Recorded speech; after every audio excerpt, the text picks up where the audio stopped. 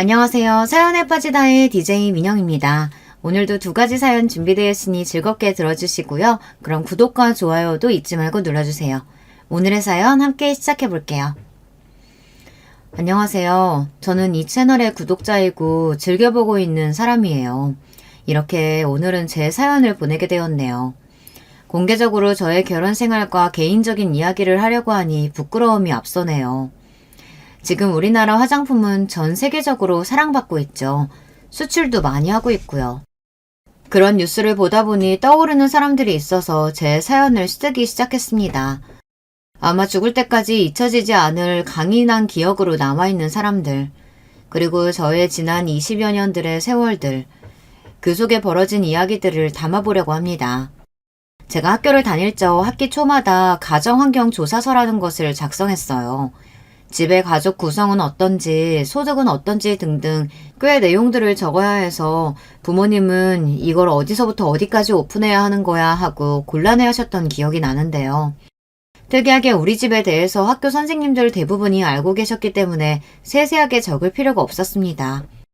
특히 소득 부분에서는 1번부터 4번 항목 중 우리 집에 해당하는 항목이 없었어요.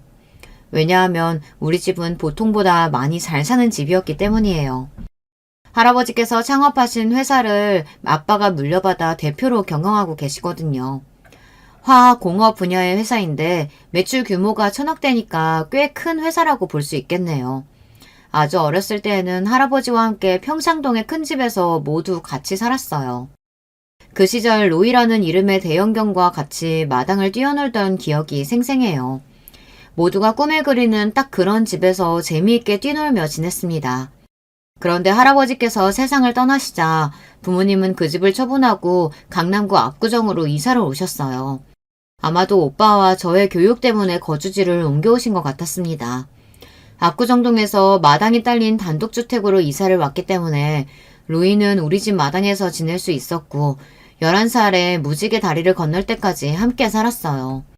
저는 3살 많은 오빠만 있었기 때문에 강아지 로이를 제 동생처럼 아끼고 지냈습니다. 우리 오빠는 성격도 차분하고 부모님 말씀도 잘 따르는 장남 스타일이었어요.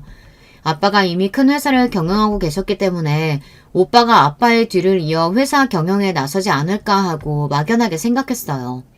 우리 엄마도 가끔 오빠를 장난으로 우리 예비 사장님 하고 부르셨으니까요. 그렇게 집안 분위기는 자연스럽게 오빠를 차기 회사 대표감으로 생각했고 오빠는 그런 기대에 부응하기 위해 공부를 열심히 하는 학생이었습니다. 심심했던 저는 어릴 때 오빠에게 놀아 달라고 졸랐지만 오빠가 저를 놀아준 적은 한 10살 때쯤이 마지막이었던 것 같아요. 늘 책상에 앉아서 공부하는 뒷모습이 오빠에 대한 어릴 적 기억 대부분이었죠. 오빠는 열심히 공부하던 끝에 고려대학교 경영학과에 입학했습니다. 하지만 대학교에 가서부터 오빠는 사람이 달라졌어요. 매일같이 밤늦게 만취해서 집에 들어오고 말투도 짜증이 가득해졌어요. 청소년기에도 안 하던 반항을 부리고 가끔 하루 이틀씩은 외박도 했어요. 아마 부모님은 뭐 하나 부족함 없이 잘 살아온 오빠의 뒤늦은 반항이 이해되지 않았을 것 같아요. 말 잘 듣던 장남이 갑자기 돌변하니 얼마나 걱정되고 심려가 되셨겠어요. 하지만 언젠가는 제자리로 돌아오겠거니 하며 오빠를 믿고 기다려주셨어요. 그리고 오빠가 대학교 3학년이 되니 부모님께 솔직하게 고백했습니다. 아버지, 사실 저는 어려서부터 다른 꿈을 갖고 있었어요.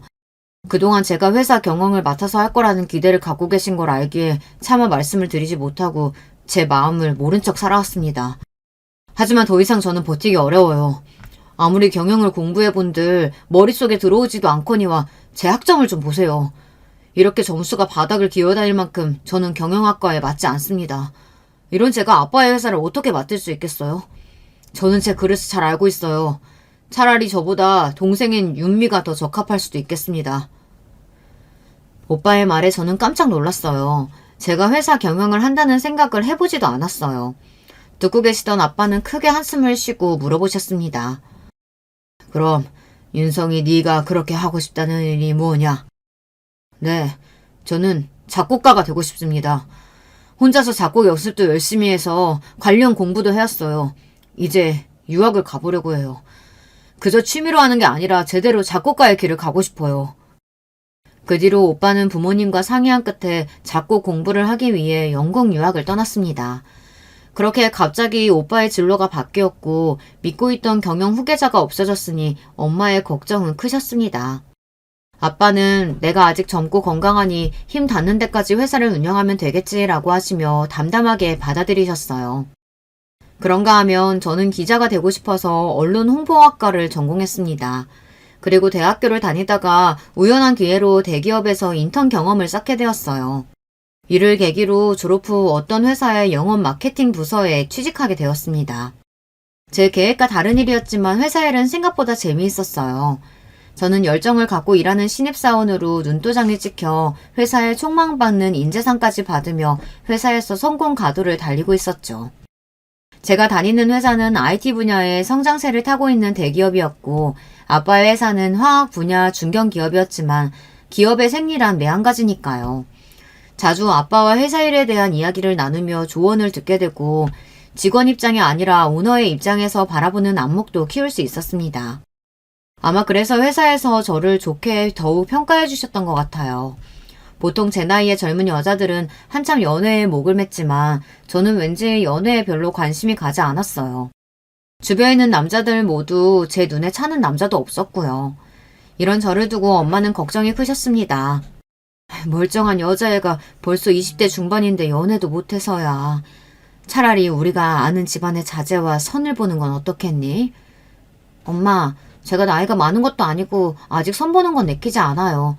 언젠가는 저도 눈에 콩깍지 씌이는 날이 오겠죠. 그러던 어느 날 엄마와 저는 아빠 회사의 창립 기념일 행사에 참석해야 했습니다. 저는 아빠를 누구보다 존경하고 있지만 아빠 회사 일에 관심이 없었기 때문에 창립 기념일 행사가 부담스러웠어요. 그렇다고 아빠 말씀을 거역할 명분도 없었기에 살짝 참석했다가 눈치 봐서 나와야지 생각했어요. 엄마는 행사에 입고 갈 이브닝 드레스를 맞추기 위해 저를 청담동 샵에 데려가셨죠. 그렇게 맞춘 드레스를 입고 전문가가 집에 와서 헤어 스타일링과 화장까지 해준 것을 받고 나서야 아빠 회사에 갔습니다.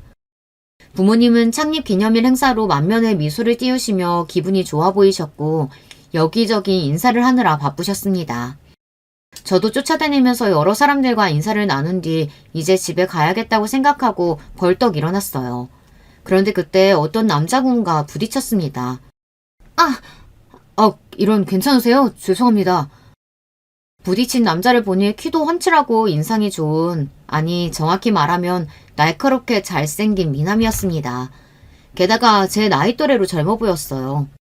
네, 괜찮아요. 그쪽도 괜찮으신 거죠? 저랑 턱이 부딪히신 것 같은데요.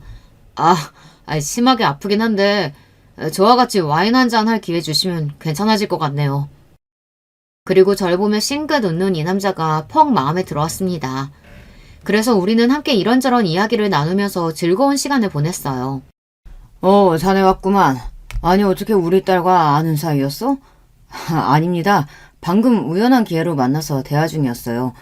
몰랐는데 여성분이 기품이 느껴지고 귀티가 난다 했더니 역시 대표님 따님이셨군요. 그 남자의 이름은 김은광으로 저보다 2살 많았지만 자신의 아버지가 세운 회사를 물려받아 대표로 있는 젊은 경영인이었습니다. 1년에 한 번씩 전국의 경영인들이 모이는 큰 포럼이 있는데 주로 중견기업과 중소기업의 대표들이 참석하는 자리입니다.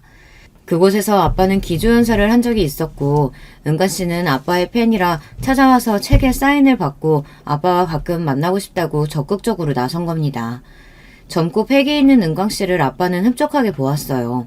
그리고 이번 창립 기념일 행사에 초대까지 하신 겁니다. 은광 씨가 경영하고 있는 코스비라는 회사는 약 200억 원의 자산 규모를 갖는 매출액은 50억 정도인 중소기업입니다. 건강기능식품과 화장품부터 시계에 이르기까지 다양한 제품을 유통하는 회사였습니다. 시계는 원래 없었는데 은광 씨 본인이 맡으면서 추가한 사업 부분으로 명품 시계를 워낙 좋아해서 사업성이 없어도 시작한 것 같았습니다. 나중에 알게 된 사실이지만 창립 기념행사에서 은광 씨는 사실 제가 우리 아빠의 딸이라는 사실을 알고 만난 거였어요. 자기가 존경하는 기업인의 딸이어서 저에게 호기심이 생겼다나요. 이렇게 솔직하게 털어놓으면서 우리는 호감을 가지고 자주 만나면서 남녀로서 급속도로 가까워졌습니다. 우리의 사랑이 금세 뜨거워져서일까요? 은광 씨는 만난 지 한 달 만에 제게 청혼을 하는 것입니다.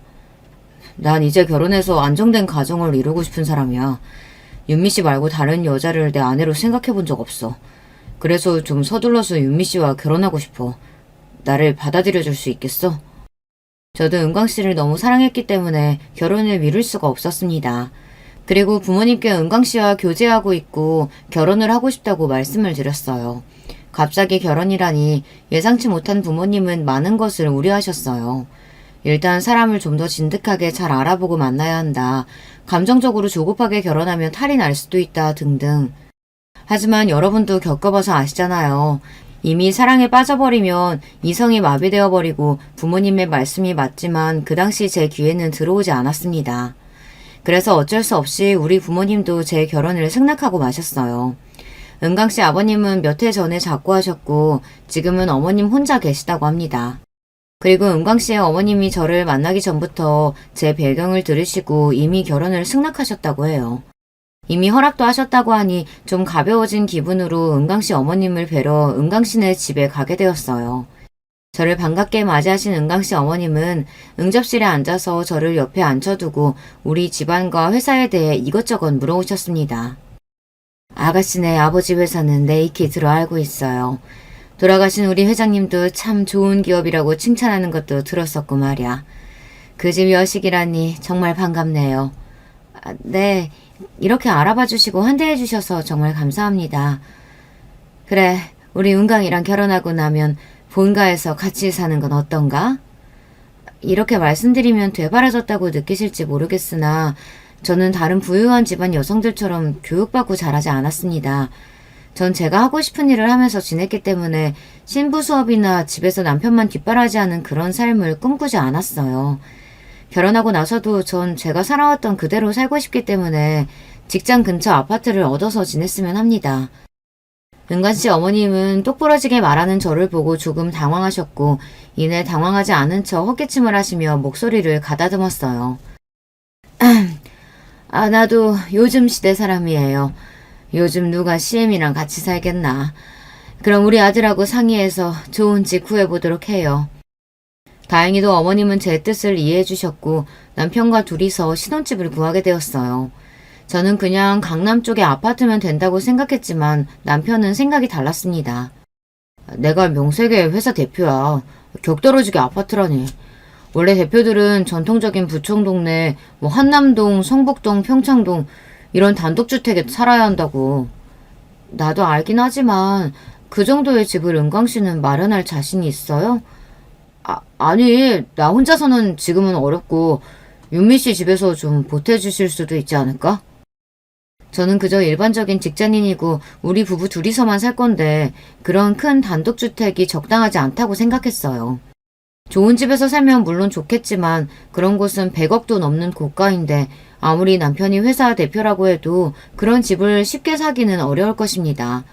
회사 자본금이 고작 200억 원인데 100억짜리 집이라니 형편에 넘치죠. 그렇다고 우리 부모님 돈을 받아서 그런 집을 장만한다는 것이 참... 남편을 설득해서 정원이 딸린 고급 빌라 쪽으로 마음을 돌렸습니다. 서로가 한 발씩 양보해서 협의를 한 거죠. 하지만 남편은 자신이 그리던 집이 미련이 남았는지 그 뒤로도 두고두고 이사를 가고 싶어 했습니다. 그런 남편에게 저는 이야기했어요. 당신 회사가 매출 1000억 찍으면 그때 우리 이사 가요. 라고요. 집에 있어서 남편이 양보를 했기 때문에 명품 시계라며 사족을 못 쓰는 남편을 기쁘게 해주기 위해 1억 2천만 원짜리 삐아제의 하이엔드 컬렉션을 예물로 했어요. 남편은 저에게 어떤 시계나 보석을 원하냐고 했지만 사실 저는 그런 명품에 별 관심이 없거든요. 그럼 저에게 예물 줄 돈으로 아프리카 난민 후원금 보내주세요. 기부자는 내 이름으로 해서. 이렇게 말하는 저를 정말 의아하다는 듯이 남편은 쳐다봤습니다. 기부한 명세를 나중에 저에게 전해주는데 그 명세표를 보고 조금 실망스러웠어요. 겨우 500만 원만 기부했던 것이에요. 제 생각보다 남편의 배포는 작았던 모양입니다. 결혼식은 성대하게 잘 끝났고 우리는 정식 부부가 되었습니다. 그리고 전 이듬해 임신을 해서 예쁜 딸을 낳게 되었어요. 첫째 아이를 낳을 때까지 회사를 다녔지만 출산 후에 복귀하는 것이 당시에는 쉽지 않았어요. 그리고 저도 당분간 아이에게 집중하고 싶어 회사를 그만두고 육아에 전념했습니다. 첫 아이에 이어서 3살 터울의 둘째 아들까지 낳아 저는 두 아이의 엄마가 되었습니다. 그래서 거의 10년이 넘도록 봉사활동이나 아이들 학교 학부모 위원 등을 하며 정말 아이들을 위해 살았다고 해도 과언이 아니에요. 남편은 회사 일만 신경 쓰고 집안에 관련된 일이나 육아에 관심을 기울이지 않았습니다. 그래서 제가 더 열심히 아이들만 바라보고 살았던 것 같아요. 하지만 제 아내는 일에 대한 열정이 꿈틀대기 시작했습니다. 큰아이가 초등학교 고학년이 되고 슬슬 아이들에게 드는 품이 적어지면서 다시 일을 하고 싶어졌어요. 그렇게 구직을 알아보다가 옛 회사 동료분이 재택 알바 자리를 구해주셨어요. 제가 해왔던 마케팅과 기획 보고서를 작성하고 검토하는 일로 전문성을 요구하고 일의 강도가 세긴 했지만 잘만 하면 하루에 너댓 시간만 할 수 있으니 마음에 들었어요. 그렇다면 초등학생인 우리 아이들을 육아하면서도 일을 병행할 수 있을 것 같았죠. 한 달에 120만원 정도 월급을 받는 조건이라 사실 돈 때문에 일을 하게 된 것은 아니에요. 그 정도의 돈이 없어도 사는데 지장이 없었으니까요. 하지만 전 꼭 그 일을 하고 싶어서 시작하게 되었습니다. 막상 다시 일을 시작하니 재밌기도 하고 사회생활을 다시 한다는 기분이 느껴져 행복했습니다. 그러다가 제가 일하는 회사가 급성장해서 대표님이 저에게 정직원을 제안하셨어요. 제가 일을 맡은 지 10개월 만에 말이에요. 제 능력을 인정받았다는 생각에 울컥하는 기쁨과 대표님께 고마운 마음이었습니다. 하지만 아직 초등학교 2학년인 아들이 눈에 밟혀 출퇴근하는 일이 고민되었습니다. 게다가 남편은 제가 일을 하는 것을 반대했어요. 꼴랑 200만원 번다고 애들 내팽개치고 유부녀가 뭐하는 짓이냐며 시모는 저에게 혀를 끌끌 차댔죠. 고민하던 끝에 전 우리 아빠와 이 일을 상의하기로 했어요. 아빠라서가 아니라 회사 대표 입장에서 윤미 너는 충분히 능력 있는 인재다. 10년 넘게 애들한테 공 썼으면 이제 네 캐리어 위에 투자해도 좋지 않겠어? 너는 아마 일하지 않고는 못 살 것 같은데 어떠냐? 아빠가 정확히 보셨어요. 저 일하고 나서야 살아있다는 기분 느끼고 있어요. 돈을 떠나서 저 정말 일하고 싶어요. 그렇다면 네 가슴이 시키는 대로 하는 게 좋겠구나. 그리고 나도 내 딸이 다시 자신의 일을 한다는 것이 아빠로서 몹시 기쁘고 자기 일을 갖고 있다는 것은 충분히 가치 있는 일이니까 말이야. 1,000억 원대의 회사 대표인 아빠도 제가 일하는 것을 지지해 주시니 전 더 힘을 내서 정직원 자리를 수락하기로 마음먹었습니다. 이렇게 저는 회사를 다니면서 제대로 일을 하게 되었어요. 회사에서 퇴근하고 오자마자 저녁을 차려 애들 밥 먹이고 애들 학교 숙제 봐준 뒤 설거지와 빨래 등등 집안일을 하고 나면 엉덩이 붙일 수 있는 시간이 밤 12시는 다 되어야 했죠. 남편은 이미 7시쯤 퇴근해서 자기 서재에서 책도 보고 음악이나 영화 감상을 하며 자기 쉴 거 다 쉬고 있어요. 매일 그러고 있는 남편을 보고 있으니 좀 화가 났어요. 여보, 우리 같이 일하는 입장에서 당신도 나 좀 도와주면 안 되나요?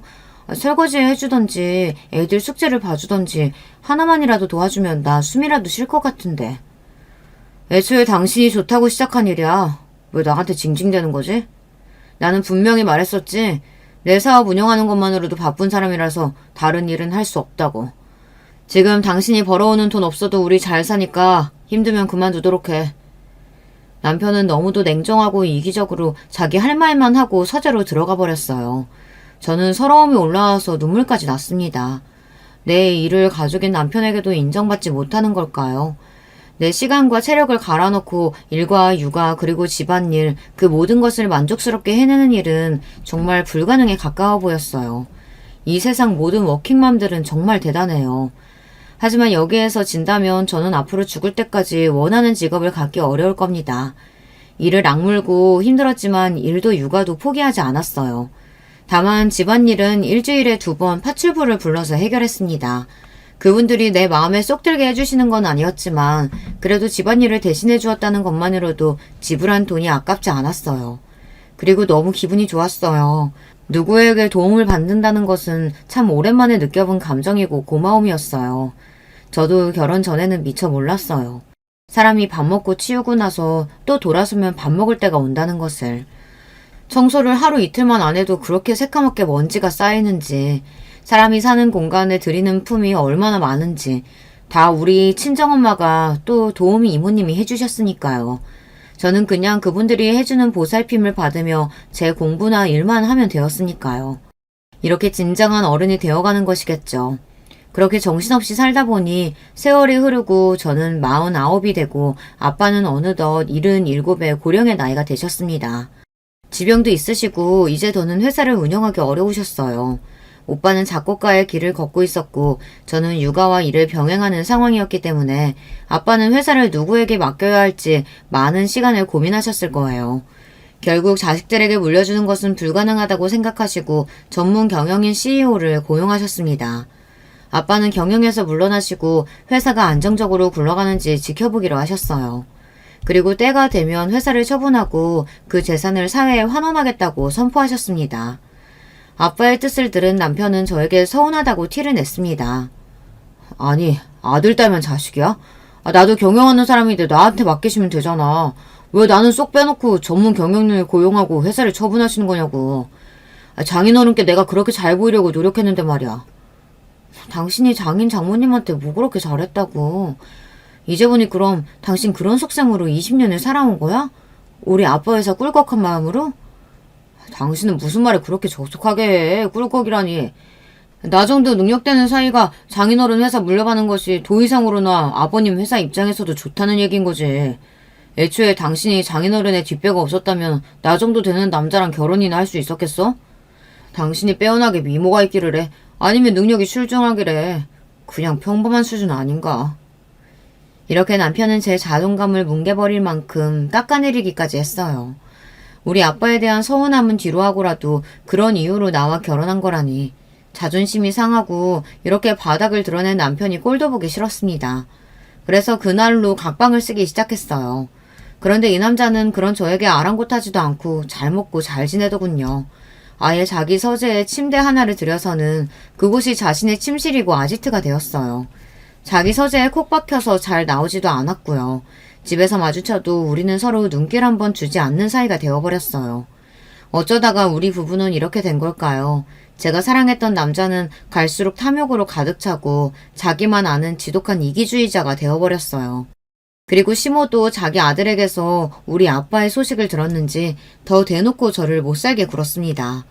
장차 큰 기업가가 될 우리 아들 식사는 제때 챙기고 있는지, 건강관리는 어떻게 하고 있는지 살핀다며 저에게 하루가 멀다 하고 전화해서 잔소리를 했어요. 나이도 50이 다 된 너한테 남편 말고 뭐가 있니? 애들도 이제 곧 졸업하면 다 컸다고 부모 중한 줄 알 줄 아니? 내 아들이 잘 돼야 너도 사장 사모님 소리 듣고 사는 거라고. 하늘같이 모셔, 응? 괜히 일한다고 내 아들 살피는 일 소화하다는 얘기 들려만 봐주. 내가 당장 니네 집으로 쫓아간다, 응?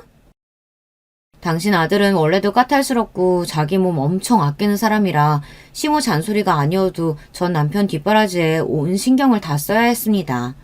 아침 6시 반이면 런닝하러 나가는 남편보다 일찍 일어나서 런닝복을 옷걸이에 걸어놓고 오가피 달인물도 텀블러에 담아놔야 합니다. 그리고 남편은 유기농 채소와 드레싱으로 이루어진 샐러드와 소등심 구이, 닭가슴살을 식사로 하고 비트와 케일 등을 넣고 갈아 만든 클렌저 주스와 감 내린 아메리카노 커피를 곁들여서 어디 호텔 조식 부럽지 않은 아침을 먹어야 합니다.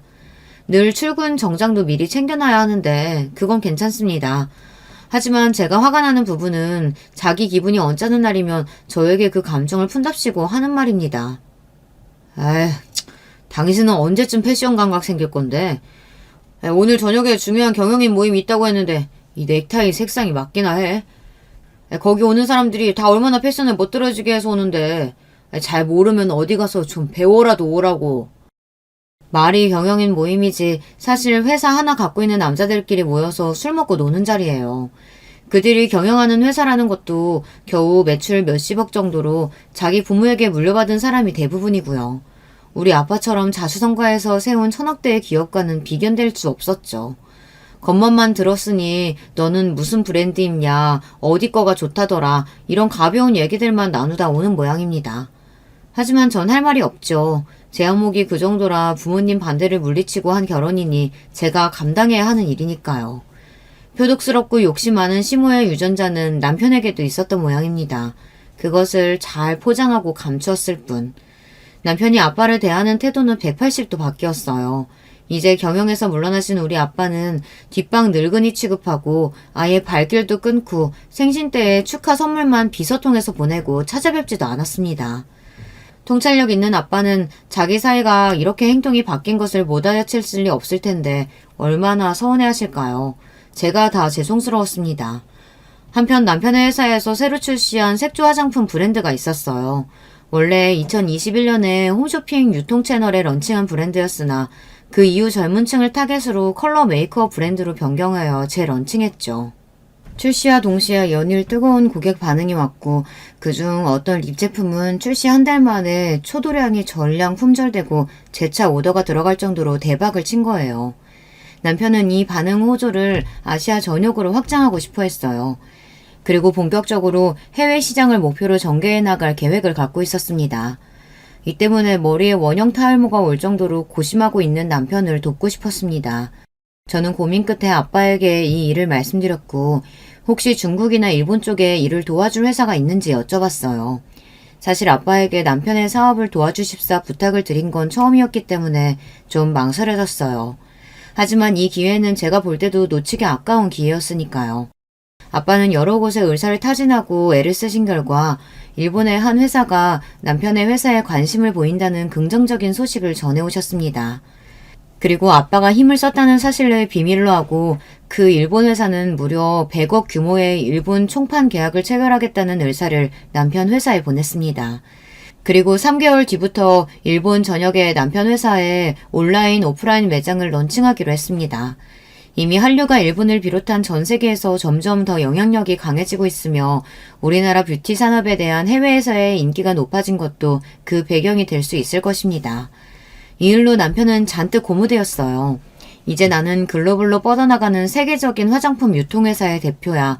이런 자신감으로 들떠 있었고 덩달아 시모도 많이 기뻤을 겁니다. 제가 회사 일로 홍콩에 출장을 와 있는 동안 남편 그리고 시모와 통화하면서 그런 느낌을 받았거든요. 남편도 시모도 이 큰 계약건에 대해 저에게 이야기하지 않았지만 기분이 아주 업되어 있다는 건 저까지 기분이 좋아졌습니다. 제가 아빠에게 부탁드려서 성사된 계약이라는 사실을 굳이 거기에 얘기하고 싶지 않았어요. 이렇게 가족들이 아주 기뻐하고 있었으니 이것만으로도 저는 내심 좋았습니다.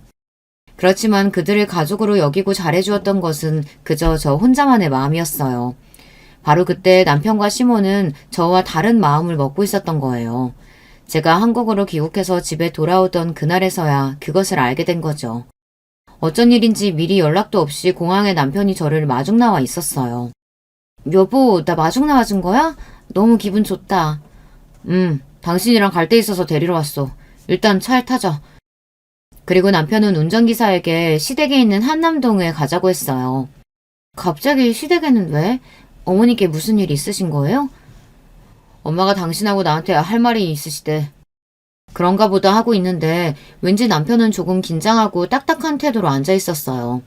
그때부터 조금씩 이상한 예감이 들었습니다. 분명 큰 계약을 성사하고 잔뜩 기분이 들떠 있어야 맞는데 왜 나에게 그 이야기를 한 번도 꺼내지 않는 걸까? 그리고 무슨 큰일을 앞두고 있는 사람처럼 긴장하며 시댁에 가고 있는 걸까? 이윽고 시댁에 도착해서 집에 들어가니 시모는 소파에 앉아서 저희를 기다리고 있었습니다. 어머님, 저 홍콩에 출장 다녀왔어요. 잘 지내셨죠? 그래, 할 얘기 있으니 여기 앉아봐라. 무슨 얘기길래 어머님도 잔뜩 긴장해 있는 건지 궁금해하며 자리에 앉았는데 어머님은 입을 떼기 시작했죠. 그리고 10분도 되지 않아서 저는 눈물바람으로 시댁에서 나오게 되었습니다. 엄청난 분노와 상실감을 안고서 말이죠. 내가 그동안 하진애미에 대해 참 불만이 많았어. 우리 아들과 격이 맞지 않는다는 점도 그렇고 저번에 너희 아버지 경영 정리하실 때도 말이다. 사위랑 우리 집을 무시해도 유분수지? 왜 우리 아들한테 회사 물려주지 않고 멋대로 회사를 처분하려고 하시는 거지 말이야. 어머님, 그건 말씀이 지나치시네요. 그 회사는 우리 아버지 거고 어머님이나 남편이 참견할 일도 아니라고 생각합니다. 이것 좀 봐라. 아주 기고만장한 년 같으니라고. 뭐라고 하셨어요? 지금 년이요? 시몬은 이제 자기의 속내를 저에게 투명하게 드러내기 시작했습니다. 고상한 척 어쩌고 하더니 저에게 욕부터 하기 시작했어요. 그동안은 천억대 회사 대표로 있는 아버지 딸이고 해서 내가 아주 많이 참고 살았다만 뭐 이제 너희 아버지가 유산도 자식들에게 안 물려주고 사회에 환원한다지? 무슨 재벌 대기업이로 되는 듯 쇼는 노블리스 오블리제? 뭐 그럼 넌 이제 끈떨어진 갓신세야. 우리 은광이랑 나는 마음 정했다. 너는 그 길로 짐 싸서 집에서 나가주면 좋겠구나. 금방 이혼 협의 서류 보낼 테니까 거기에 사인이나 똑바로 해서 보내거라. 청천벽력 같은 소리를 들은 저는 이해가 가질 않아 놀란 눈으로 남편과 시모를 번갈아 보았습니다. 지금까지 잠자코 있던 남편은 저에게 아주 냉담한 얼굴을 하고 말했어요. 엄마 말씀 그대로야. 우리 회사도 잘 나가는 마당에 내가 왜 당신 같은 여자랑 계속 살아야 하지? 내가 지금까지 살면서 당신한테 무슨 잘못했어요? 바람을 피웠나요? 재산을 못 모았나요? 나는 애들도 둘이나 낳고 지금껏 저렇게 잘 키웠어요. 게다가 결혼할 때 내가 당신보다 더 많은 돈을 들고 왔고요. 그런데 왜 내가 뭘 잘못했다고... 전 믿을 수가 없었죠. 얘가 이렇게 멍청하다니까. 말귀를 못 알아먹어. 내가 아주 자세히 설명해주지. 우리 회사가 일본에서까지 진출해서 100억이다 되는 계약을 따냈어. 어디 그뿐이겠니? 앞으로 미국이든 유럽이든 아주 쭉쭉 나가서 대기업이 되겠지. 그렇게 앞길 창창한 내 아들이 계속 너 같은 별 볼 일 없는 여자를 옆에 두면 성공하겠니? 더 빵빵한 집안 여자 들이던지 해야겠지. 전 이제야 조금씩 이해가 갔습니다. 그러니까 100억 계약으로 이들은 금방이라도 대기업이 될 것 같은 희망으로 저를 내치고 더 좋은 조건의 여자를 새로 맡겠다는 속셈이었죠. 너무 억울하고 원통했습니다. 사람들이 이렇게 은혜도 모르고 바로 얼굴을 바꿔서 배신할 수 있는 걸까요? 할 말이 참 많았지만 저는 금방이라도 그들 앞에서 눈물을 보일 것만 같아 그대로 나와버렸습니다. 나가는 저를 보고 하하호하 웃고 있는 남편과 시모를 뒤로 한 채 말이죠. 시댁을 나와서부터 저는 미친 여자처럼 한참을 걸어다녔어요. 가슴이 터질 것 같았고 머리는 지끈거려서 어디에 가만히 있기가 힘들었어요. 그렇게 정처 없이 한강 쪽으로 걷다 보니 저의 지난 세월이 보였습니다. 눈에 콩깍지가 씌어서 남자 하나 바라보고 결혼했다가 제 젊은 시간들은 이제 다 지나가 버렸네요. 허망한 마음뿐이었습니다. 너무 괴롭고 억울해서 한강물에 뛰어들까 하는 바보 같은 생각도 잠깐 했죠. 그렇지만 내가 왜? 저 나쁜 남편과 시모가 아니라 왜 죄 없는 내가 죽어야 하지? 그리고 우리 애들은 어쩌고. 저렇게 썩어빠진 인성을 가진 아비와 할머니 밑에서 우리 애들이 무엇을 배우고 또 새어머니 밑에서 얼마나 구박을 받겠어요. 저는 아이들을 생각해서라도 힘을 내어 싸워보기로 마음을 먹었습니다. 저와 함께 남편과 시모를 응징해줄 수 있는 사람은 단 한 사람, 바로 우리 아빠였습니다. 저는 택시를 잡아타고 친정집으로 갔습니다. 갑자기 연락도 없이 온 저를 보고 엄마는 반가워했어요. 하지만 이내 제 모습과 표정을 보고 어떤 사단이 났다는 직감이 드셨는지 걱정하기 시작하셨죠. 엄마, 아빠 어디 계세요? 나 두 분께 드릴 말씀 있어요. 아빠는 원해실에 계실 것 같아.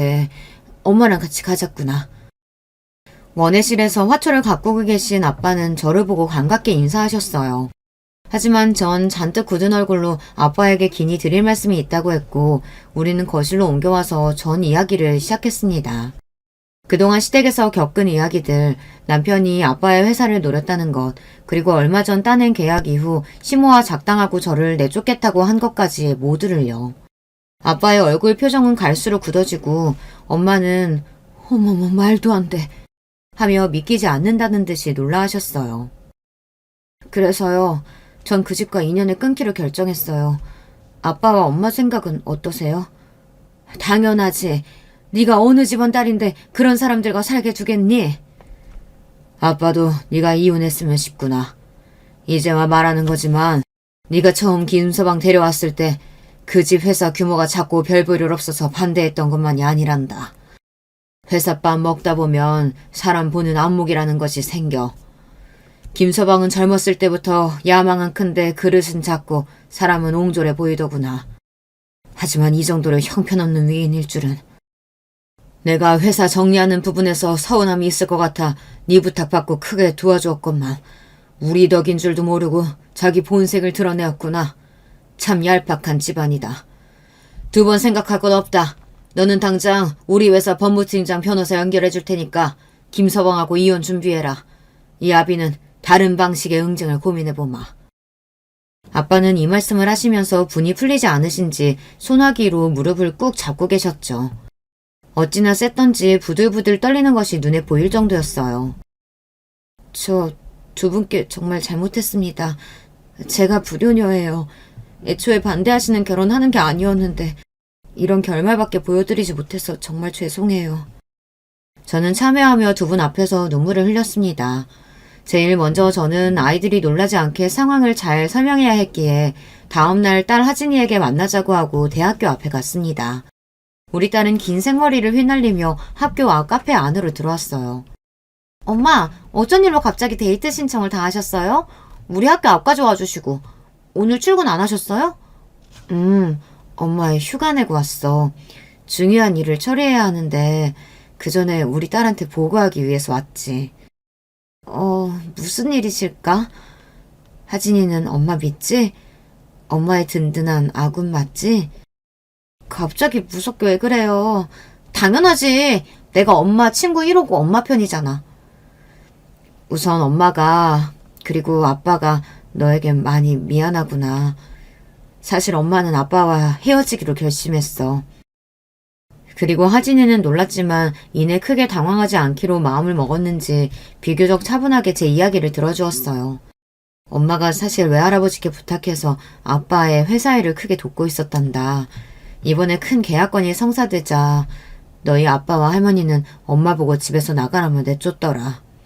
회사가 잘 될 것 같으니까 엄마랑 이혼하고 다른 여자랑 재혼하고 싶었나 봐. 이건 사람으로서 먹을 마음이 아니지 않니?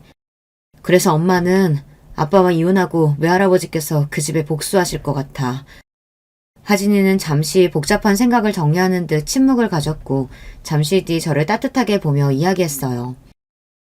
엄마가 그동안 아빠와 할머니한테 서운함이 있었는데도 우리 때문에 참고 산 거 다 알고 있어요. 우리 아빠기는 하지만 가끔 너무 이기적일 때가 있는걸. 엄마 같은 일 당했다면 나라도 같이 못 살아요. 아니, 당장이라도 복수하고 싶을 거야. 난 엄마 결정 무조건 존중하고 그대로 따를 거예요. 그러니까 나랑 선진이 걱정하지 마시고 꼭 결심대로 하세요. 이렇게 우리 딸은 어른스럽게도 저를 믿어주고 지지해 주었습니다. 자식 입장에서 부모의 이혼이 얼마나 충격적이고 받아들이기 힘든 일일지요. 그럼에도 불구하고 우리 딸은 절 이해해 주었어요. 제가 남편과 결혼을 잘했다고 느낀 단 한 가지는 바로 우리 아이들 뿐이네요. 저는 집에 들어가서 저와 성진이의 짐을 간단히 싼 뒤 아버지 운전기사편에 보내놓았습니다. 그리고 주말에 아들 성진이가 외고 기숙사에서 나와 집에 오자마자 아이를 데리고 나왔습니다. 함께 나오면서 아들은 좀 당황한 듯 했지만 이미 알고 있는 눈치였어요.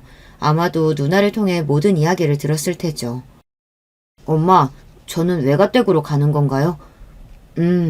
너만 괜찮다면 그게 좋을 것 같아. 시간이 조금 걸리겠지만 너희 학교 근처에 오피스텔이나 아파트 얻어줄 수도 있다. 아니에요. 주말에만 지낼 집인데 그렇게까지 할 필요 없을 것 같고 전 외가댁에서 지내는 것이 좋아요. 그리고 성진아, 엄마가 할 이야기가 있는데. 성진이는 빙그레 웃으며 제 말을 막았습니다. 엄마가 무슨 말씀 하실지 저 다 알고 있어요. 누나하고 이미 같은 이야기 끝냈고요. 만약 부모님 중에 선택해야 하는 상황이라면 저도 엄마와 함께 하고 싶어요. 그러니까 엄마 꼭 이기세요. 그렇게 우리 아들 성진이도 저를 지지해주기로 했습니다. 못난 아비 어미를 이해해주는 우리 아이들에게 너무 고마울 뿐이었어요. 내 아이들만 저와 함께 있어준다면 저는 이혼도 복수도 두려울 것이 없었습니다. 저는 이제 공격적으로 남편에게 이혼 청구 소송을 진행하기로 했습니다. 첫째, 두 아이의 친권과 양육권은 제가 가져올 것. 둘째, 집과 부동산, 남편의 회사 지분을 포함한 모든 재산은 반으로 분할해서 나눌 것. 이렇게 두 가지의 조건을 내세우니 남편 쪽도 이에 응하지 않고 소송을 진행하게 되었습니다. 길고 긴 진흙탕 싸움이 되겠지만 저는 그들이 어떻게 나오든 다 받아들이고 대갚아줄 자세가 되어 있으니 두렵지 않았어요. 한편 우리 아빠는 남편 회사와 계약을 맺었던 일본 화장품 회사 대표를 만나러 직접 일본에 다녀오셨습니다. 그리고 은퇴하신 뒤 오랜만에 정재계 인사들을 만나고 다니시는 것 같아 보였어요. 저는 우리 아빠가 하시는 일은 믿을 수 있기 때문에 구체적으로 어떤 계획을 하고 계신지 구태여 여쭤보지 않았어요. 남편과 별거에서 지낸 2달이 지난 어느 날 누군가 우리 집 현관에서 다급히 벨을 눌렀습니다. 급히 찾아온 사람은 바로 남편이었습니다. 땀까지 흘려가며 다급히 저와 장인어른을 뵙겠다며 찾아온 것이었어요. 당신이 여기 무슨 일이에요? 여보, 제발 나 용서해줘. 나는 그동안 정말 몰랐어. 당신하고 장인어른이 뒤에서 우리 회사 위에 여러 가지 힘써줬던 거 말이야. 제발 이번 일도 도와주면 안 될까? 어? 전 영문을 모르겠어서 아무 말도 못하고 가만히 서 있었고 그때 헛기침을 하며 우리 아빠가 나오셨어요. 자네가 내 집에 당당히 찾아올 처지는 아닌 것 같네만 마지막이라는 마음으로 설명해주겠네. 아마 일본 회사에서 계약 파기하겠다고 나왔을 게야. 그렇지? 그리고 그 계약 맺어준 것도 깨지게 한 것도 모두 내가 한 일이라는 걸 알고 뒤늦게 알고 찾아온 걸 테고. 맞나? 네, 맞습니다, 장인어른. 제가 정말 잘못했습니다. 한 번만 용서해 주시고 그 계약 파기 막아주십시오. 그 계약 위해서 회사 자산 모든 것을 담보로 대출받고 많은 인력과 자금 투입해서 준비했습니다. 그런데 일본에 진출 며칠 앞두고 이렇게 갑자기 상황이 바뀌면 우리 회사 정말 큰일 납니다. 대출받은 은행에서는 앞다퉈서 자금 회수하려고 할 거고 투자자들은 등 돌리겠죠. 그러면 진짜 부도까지 날 수 있는 어려운 상황이에요. 알고 있네. 네? 난 자네가 경영한 세월의 몇 배의 시간 동안 그 회사 10배나 되는 규모의 회사를 경영해왔어. 내가 이런 상황도 내다보지 못하고 지금까지 일을 벌였을 것 같나? 계약 파기도 자네가 내 딸 내쫓은 그날 바로 할 수 있었지만 왜 지금 했겠나? 바로 이렇게 자네 회사가 망해가는 꼴을 보기 위해서 기다린 거라네. 기업 경영자는 말일세. 따뜻한 심장을 갖고 냉철한 머리로 해야 하는 걸세. 근데 자네는 그게 뒤바뀌었어. 눈앞에 작은 이익을 쫓느라 정말 귀중한 것들을 놓치고 아니 내버리고 살아왔지. 어디 우리 딸뿐이겠나? 그동안 자네와 거래해온 업체들 그리고 함께 일했던 직원들 모두 단물만 빨아먹고 버렸겠지. 지금 자네 회사의 평판은 바닥이고 아마 이렇게 어려울 때는 더더욱 그들이 적이 돼서 나타나게 되겠군. 회사가 문을 닫더라도 억울해 마시게 다 자네가 해온 업보일 걸세. 역시 우리 아빠는 대단한 분이셨어요. 모든 것은 아빠의 커다란 계획 아래 있었고 그리고 아빠의 계획대로 남편은 파멸 바로 직전에 있게 되었습니다. 아버님 아주 독하고 못된 분이시네요. 그래도 한때 가족이었고 내가 해드린 정성이 있는데 내 회사를 이렇게까지 망가뜨린다고요? 그래, 말 잘했네. 가족은 달라야 하지. 그래서 자네도 조강지처 어떻게 했는가? 자네는 자기 아이들에게 그리고 장인 장모에게 진심으로 대했냔 말이야. 남편은 처음으로 호통치는 아빠의 모습에 겁을 먹어서인지 아니면 진짜 할 말이 없는지 아무 대답도 못했습니다. 내가 우리 회사 내 혈육에게 물려주지 못하는 상황에서 자네를 왜 안 떠올렸겠는가. 하지만 난 이미 자네가 어떤 인간인지 알고 있었네. 아마 내 회사를 자네 손에 쥐어줬다면 우리 딸은 물론이고 나와 회사까지 가만 안 뒀겠지. 그리고 힘들게 일궈온 내 소중한 회사 얼마 못 가 문 닫게 만들었을 게야. 만약 회사가 승승장구할 때 가족을 소중히 여기고 고마워했다면 자네 회사는 더 잘 나갈 수 있었을 텐데 진짜 대기업까지 갈 뻔한 기회를 자네와 모친 스스로 뻥 차버린 걸세. 이 믿을 수 없는 이야기에 남편은 입이 떡 벌어져 아무 말도 못하고 넋이 나간 채로 우리 집에서 조용히 나갔습니다. 그와 같은 소용돌이가 지나고 약 1년의 시간이 흘러 지금에 왔습니다. 10여 년 동안 다니던 회사는 성장을 거듭하더니 대표님이 저에게 새로 분사한 법인의 대표 자리를 제안해서 저도 지금 회사에 경영을 하고 있습니다. 제 딸은 대학교를 잘 다니고 있고 이제 고3이 된 아들도 열심히 대입 준비를 하고 있어요. 아들은 외할아버지나 엄마와 같은 경영자가 되고 싶다며 전공도 정했습니다. 이렇게 저와 아이들은 정말 행복하고 충만한 삶을 살고 있어요. 그렇다면 전 남편은 어떻게 되었냐고요? 전 남편의 회사는 일본과의 계약 파기 이후에 자금이 급속도로 경색되고 투자자와 채권자들의 빚 독촉이 시작되었습니다. 애초에 재무 비율도 건전하지 못했기 때문에 이런 악재 하나에도 아주 무섭게 추락해버렸어요. 그리고 1년도 버티지 못하고 전 남편의 회사는 법인 파산 절차에 들어가게 되었습니다. 시부가 힘들게 만든 회사를 자기 아들이 문 닫게 만든 것이죠. 이래서 기업은 자기 아들이라고 자기 핏줄이라고 무턱대고 물려줄 부분이 아닙니다. 정말 그릇이 되는 자에게 회사를 맡겨야 했던 거예요. 그리고 전 남편의 개인 자산, 우리가 살던 고급 빌라와 여러 부동산 주식 등은 파산 절차에서 채무 및 세금 변제 등으로 압류당했습니다. 남편이 살 집도 없어서 시모가 있는 방배동 아파트에 얹혀서 살고 있다고 해요. 그리고 시모는 어떻게 되었을까요? 자기 아들이 금방이라도 대기업 사장이 될 줄 알았는지 동네방네 소문이라는 소문은 다 내고 다니더니 하루아침에 거지 신세가 되고 나니 모든 사회생활을 끊고 집에만 있다고 합니다. 너무 많은 일을 겪다 보니 혈압이 나빠져서 건강도 악화된 채로 집에서 두문분출하고 그저 살고 계시다네요. 이혼하는 과정에서 아들 회사가 망해가는 과정에서 저에게 몇 차례 연락하고 찾아오셨지만 저는 그 얼굴을 두 번 다시 보고 싶지 않았기 때문에 모두 피했습니다. 제가 출장에서 돌아와서 내친 날 그 이후로는 시모의 얼굴을 단 한 번도 보지 않았네요. 물론 앞으로도 보고 싶지 않아요. 이혼 소송은 끝나가고 있고 결과는 잘 마무리될 것 같아요. 남편의 재산 가치가 처음 소송을 제기했을 때와 많이 달라졌기에 재산 분할은 의미가 없어지고 양육권만 가져오면 되는 상황이에요. 아마도 양육권은 당연히 저에게 올 것으로 예상됩니다.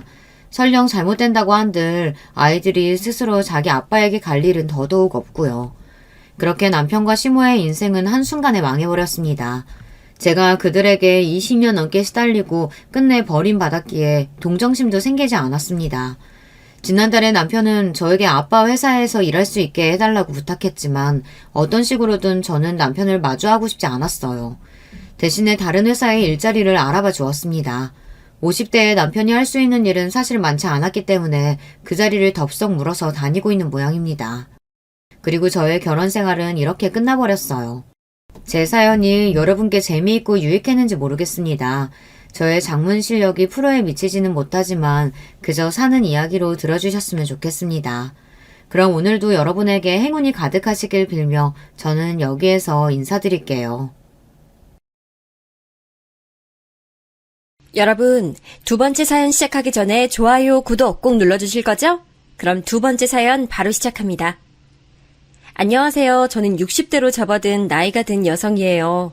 지금은 고요한 인생의 최후반기로 접어들어 일상을 보내고 있는 저입니다만 이런 나이 든 사람에게도 이팔 청춘의 때가 있었다는 것을 사연에 빠지다에 계신 제 연배분들은 잘 아시죠?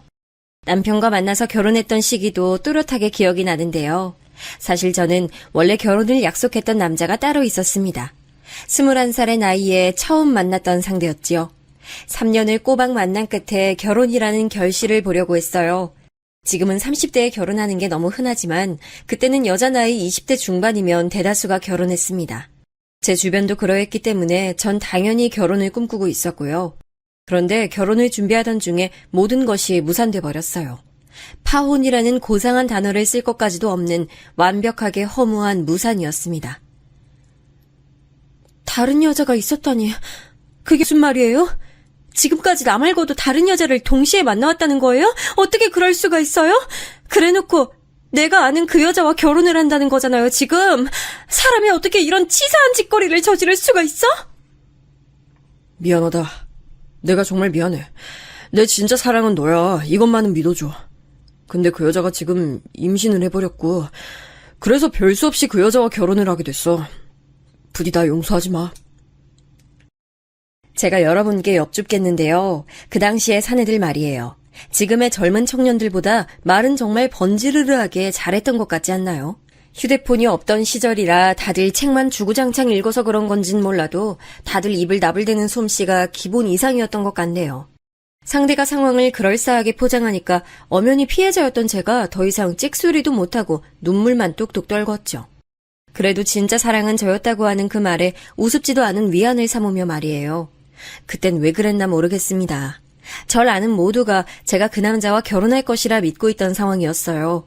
지금보다 보수적이었던 당시였는데 제가 하늘이 안 노래질 수가 없었죠. 마음의 문을 꽁꽁 닫았습니다. 그렇지 않으면 제가 더 상처를 받을 것 같아서 고슴도치처럼 가시를 세우면서 교류를 안 하고 지내게 됐어요. 결혼하기 위해서 제가 나름 바리바리 모았던 돈이 있었는데요. 물론 제 수준이라는 게 있었기 때문에 그리 큰 돈은 아니었고요. 그래도 정말 소중한 자금이었는데 제가 마음의 문을 꽁꽁 닫으며 살던 그 시기에 그걸 모두 친정 식구들에게 다 빼앗겼습니다. 시작은 친정 오빠였는데 꼬리에 꼬리를 물고 다들 벼룩의 간을 빼먹으려고 난리도 아니었죠. 금이야, 너 결혼 없던 일로 되고 나서 딱히 누굴 만나는 것도 아니고 급할 것도 없는데 아니, 당장 돈 들어갈 때 있는 게 아니라면 나한테 돈 좀만 빌려줄 수 있을까? 나도 금이야. 사실 오빠보다도 내가 더 급해. 우리 사이좋은 자매 맞지? 돈 빌려주면 내가 이자까지 쳐서 후하게 갚아줄게. 넌 지금 당장 돈 쓸 데 없잖아. 그니까 나한테 빌려주면 나도 좋고 너도 좋은 거지. 그땐 온갖 가머니설에 넘어가서 약간 빌려준다는 느낌으로 돈을 줬는데 그걸로 끝이었습니다. 빌려주는 게 아니라 그냥 주는 셈이 돼버렸죠. 제 형제들 어쩜 그렇게 하나같이 전부 다 돈 빌리고 나서는 입을 싹 씻어버렸는지 모릅니다. 친정 부모님은 형제들 간의 이런 금전적인 문제를 중재하기 귀찮아하셨으니 그저 모르쇠로 일관하셨고요. 그 때문에 제 속이 더 뒤집어졌죠. 가뜩이나 상처 입어서 웅크려 살고 있었는데 이젠 친가족에게까지 뒤통수를 맞으니까 살맛이 안 나더라고요. 그런 와중에 절 버리고 다른 여자와 결혼한 그 남자가 남자아이가 태어나서 화목하게 가정을 꾸리고 살고 있다는 소식을 우연히 접했습니다. 제 억장이 더더욱 무너졌어요. 저는 그 이후로 해가 2번이나 바뀔 동안 남자를 계속 만나지 못했습니다. 그러자 친정 부모님이 슬슬 화를 내셨죠. 하루는 아버지께서 제게 터놓고 말씀을 하시더라고요. 너 이대로 노처녀 귀신 될 때까지 늙어 죽을 셈이야? 주변에서 보기에도 좋지 않아. 결혼하지 않은 여자가 너무 이렇게 태평하게 지내서는 안 돼. 당장 내가 중매를 알아보든지 할 테니까 넌 잔말 말고 따를 생각이나 해. 남들이 어떻게 볼까봐 그게 무서운 건지 사실 저는 결혼에 대한 소망은 없는데 아버지께서 말씀하시는 거니까 일단 따라보긴 할게요. 당연히 따라야 마땅하지. 모름지기 여자는 고분고분하게. 이걸 절대 잊으면 안 된다. 아버지께서 하도 저를 달달 볶으셔서 못 이기는 척 자리에 나가봤어요. 그때 만난 상대가 바로 남편이었습니다. 부모님이 보수적이고 꽉 막히신 분들인데 그런 분들이 알고 지내시는 인물의 중매를 통한 거라면 왠지 상대도 그런 계통인 성격일 거라는 막연한 예감이 들었습니다. 간단한 인적사항이나 교환한 뒤에 몇 번 만남을 가지는 것으로 결혼 이야기를 시작하게 됐죠. 남편은 당시에 자기 나이를 30이라고 했어요. 올해 30이시라고요? 진짜 그 나이 맞아요? 실례지만 솔직히 말씀드리자면 액면가는 그것보다 살짝 나이가 더 많아 보이셔서요. 제가 나이에 비해 성숙하다는 소리를 어렸을 때부터 많이 들어봤습니다. 나이는 30살이 맞아요. 그 정도면 성숙이 아니라 노숙이라고 칭해야 할 것 같았네요. 저는 자꾸만 나이에 관한 의심이 들어서 결혼 이야기가 오가던 중에 시댁에 들르게 되었을 때 그 부분을 슬쩍 떠봤지만 시댁 사람들 전부 남편의 나이는 대략 30이라고 대답들 했어요. 이 대략이라는 표현도 수상했지요. 그러다가 예식장을 잡던 날 남편이 제게 이런 소리를 했습니다. 그동안 마음이 너무 불편했는데 이제 실토할게. 그간 나한테 괜히 실망할 것 같아서 못 밝혔는데 나 30살이 아니고 올해로 32살이야. 뭐야 오빠? 나이 많다고 내가 뭐라고 그럴까봐 나이를 깎은 거였어? 그럼 그렇지. 아니 어쩐지 30살 느낌보다는 확실히 많아 보이더라고. 그런데 32살이면 대단히 많지도 않네. 2살 줄이는 건 텔레비전 나오는 배우들도 많이 하겠다. 저는 밝혀진 진실이 대단한 게 아니라서 안심했고 별거 아닌 걸로만 여겼어요. 그런데 결혼하고 나서 보니까 남편 나이는 32도 아니었고 36이었습니다. 그것도 빠른 생일이라서 자기 친구들은 모두 37이었죠. 제가 서류에서 남편의 생년월일을 보고 정말 두 눈을 의심했네요. 배신감에 치가 떨렸어요. 가뜩이나 남자에게서 속고 뒤통수 맞고 이런 것에 제가 예민했는데 또 속아 넘어갔다는 것이 치욕스러웠죠. 그래서 너무 화가 났는데 이런 절 보면서 남편은 적반하장으로 나왔다는 것이 두고두고 황당합니다. 급간 나이 좀 속일 수도 있지. 그러는 넌 뭐 여자가 27씩이나 먹고도 결혼 전이었으면 창피한 줄 알고 민망한 줄 알아야지. 어디서 남자 나이를 따지고 있어?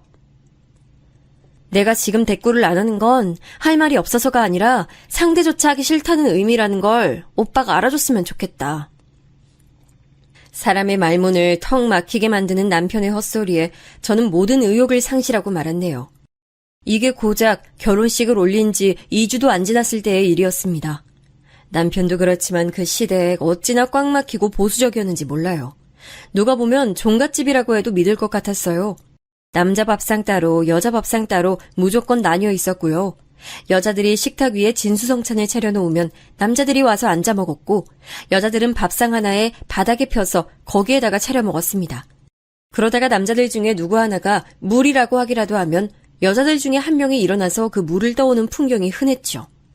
당시에도 전 이게 참 별로라고 생각했으니 요즘 시각에서 보자면 완전히 말도 안 되는 그림일 것 같네요. 누구 하나 이런 질서를 깨뜨리자고 나서는 법이 없었기 때문에 더욱 그랬던 것 같아요. 시어머니께서는 그야말로 애증의 대상이셨고요. 여자의 존엄과 가치를 낮추는 것에 집안에서도 누구보다도 활발하게 일조하셨던 시어머니께서는 제가 임신했을 시기에도 저를 어찌나 많이 못살게 구셨나 몰라요. 임신했다고 배가 불러서 무겁다는 핑계로 가만히 있기만 하면 그러다 애 낳고 나서 소되는 거야.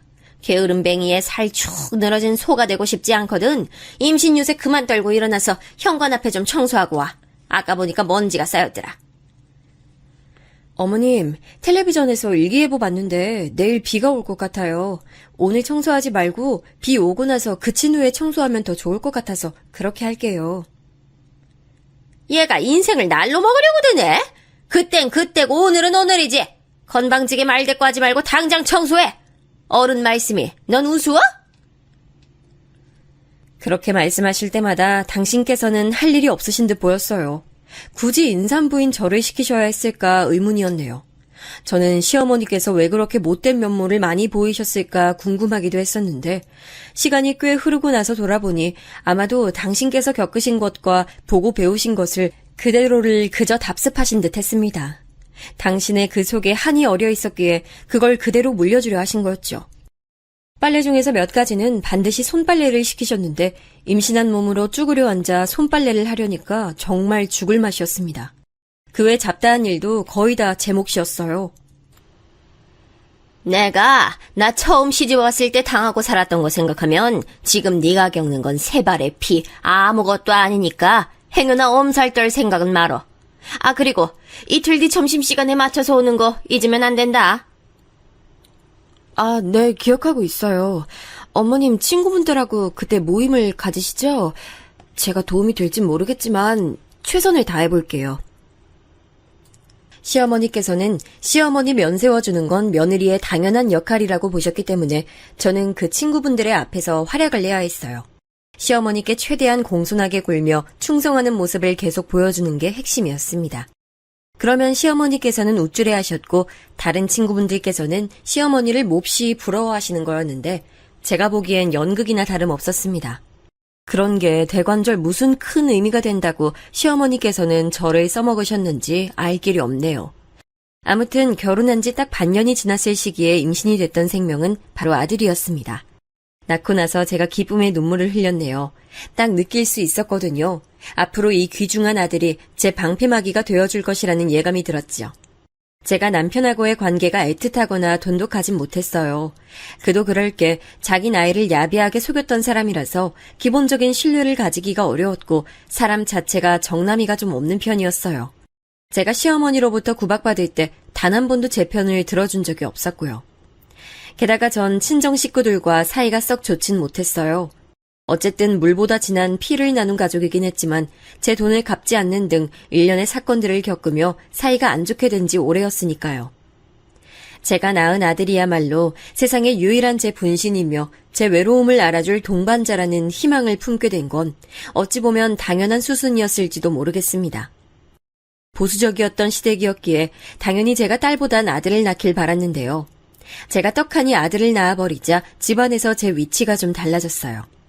우선 시아버지께서 손자 타령을 자주 하시는 통에 제가 뿌듯함을 느낄 수 있었고요. 시간이 흐를수록 시어머니께서는 이전과 달리 저에게 함부로 막 하시지 않게 됐어요. 제 아들이 커갈수록 그렇게 된 것이죠. 다정다감과는 거리가 먼 남편을 둔 저로서는 집에서 늘 아들을 애지중지하며 아들에게만 집중했고 또 열심히 놀아줬거든요. 그러니 아들 역시 자연스레 엄마 껌딱지가 되어갔죠. 귀한 손자가 자기 엄마만 바라보니 시댁 식구들이 저에게 태도를 달리할 수밖에 없었을 겁니다. 제 아들은 뿐만 아니라 친정 식구들을 상대할 때도 꺼내 보일 수 있는 유용한 패였어요. 예전에 제 돈을 빌려가 놓고선 갚을 시기가 다가오니까 이런저런 핑계를 대가며 절대 갚지 않았던 제 언니. 자기 시댁에서 몹시도 구박을 받으며 살고 있었거든요. 아마 판단을 잘못해서 자기 시누이들과 대판 싸운 뒤에 상황이 그렇게 되었던 것으로 알아요. 하여간 그런 통에 친정 언니는 자기 시댁 흉을 자주 보면서 자기 처지를 한탄하곤 했는데 그러면서 은근히 저를 끼워 넣는 수법을 그간 써왔습니다. 나도 진짜 죽을 맛이지만 우리 금이 생각하면 내가 또 위안을 얻지. 금이가 아주 앞뒤가 꽉 막힌 시댁을 얻었잖아. 조선시대가 따로 없던데 나보다 시대군 없는 우리 금이 생각하면 내가 마냥 속상해할 순 없는 것 같아. 언니, 지금 그 말 일부러 내 속 긁어놓으려고 자꾸 그러는 거지? 듣기 좋은 소리도 아닌데 자꾸 가만히 있는 나는 왜 건드려? 어머 얘 성질 봐. 그냥 농담 삼아 한 말인데 왜 발끈하고 난리야. 네가 시대군이 나보다 없는 건 맞잖아. 언니, 그딴 헛소리할 여력 있으면 예전에 빌려간 내 돈이나 마저 갚아. 아직 반의 반도 안 갚은 거 알고 있지? 그거 대체 얼마나 된다고 안 갚아? 제가 돈 얘기를 꺼내면 얄밉게 자리를 피하곤 했던 언니였죠.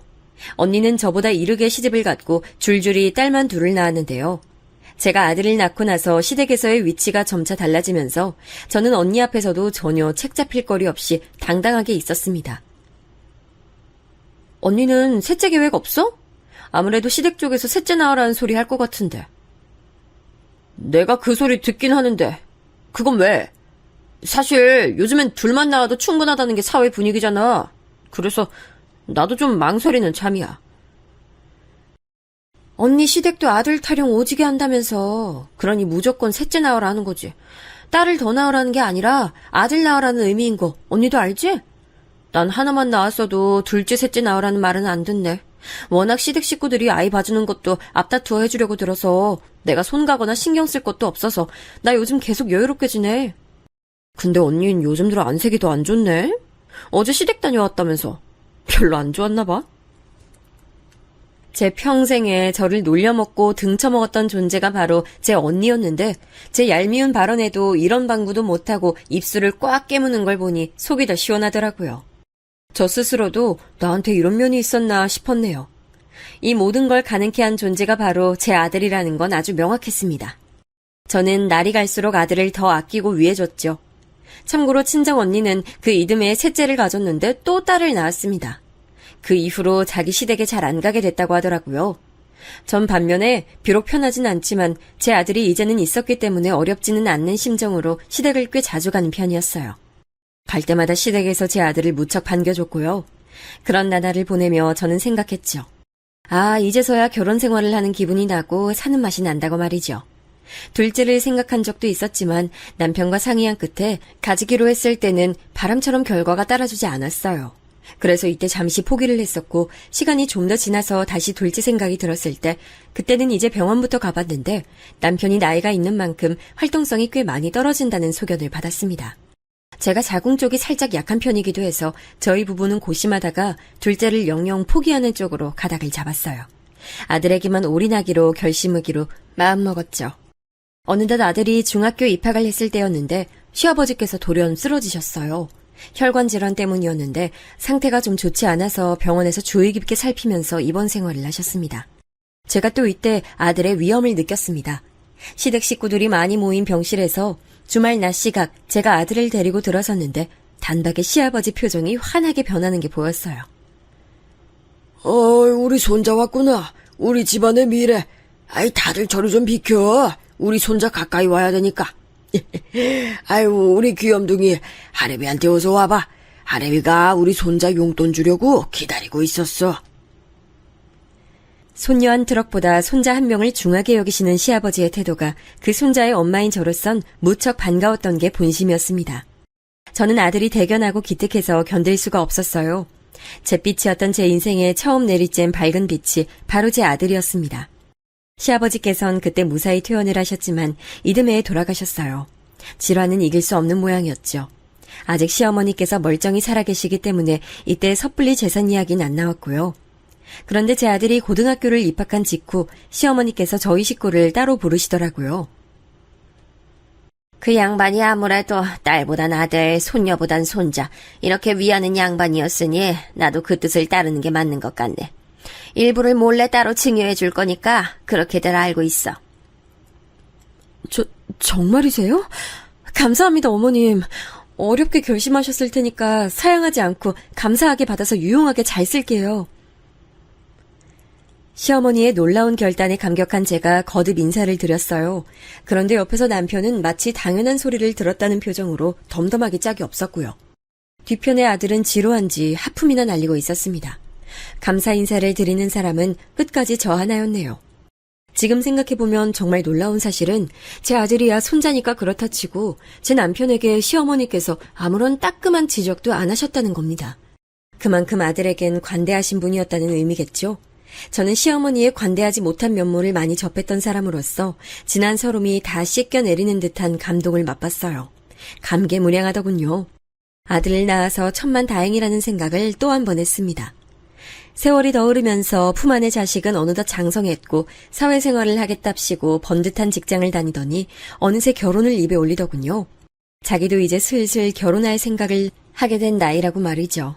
남편은 친탁을 한 건지 나이가 들면서 건강관리가 필수인 몸이 됐기에 아들을 장가 보내는 게 무척 섭섭했지만 남편 건강을 생각하면 하루빨리 장가들게 하는 게 낫다는 생각도 들었어요. 저는 며느리감을 깐깐하게 볼 작정이었어요. 절대 결코 아무나 제 아들하고 결혼시킬 수는 없었습니다.